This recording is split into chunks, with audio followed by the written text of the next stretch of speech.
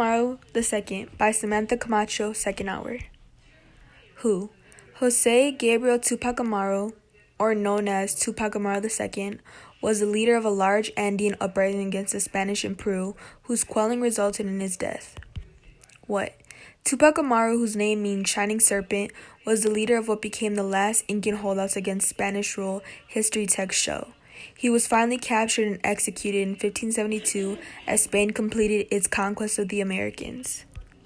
When? Tupac Amaru was born March 19, 1738, and died by decapitation on May 18, 1781. He was born to Rosa, his mother, and his father Miguel. Tupac Amaru was born in Churimana, Tungasuca, in the province of Cusco, to Miguel Caraca of 3 towns in the Tinta district, and Maria. Why? The 5 captured Inca generals received a summary trial and were sentenced to death by hanging.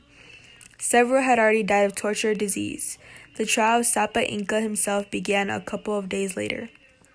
Tupac Amaru was convicted of the murder of the priest in Vilcabamba. How? Tupac Amaru II, or only Tupac Amaru, was an indigenous leader of the largest anti-colonial rebellion that occurred in Latin America during 18th century. He is known as the leader that led the movement that sought to improve the rights of indigenous Peruvians suffering under the Spanish Bourbon reforms. Cause and effect.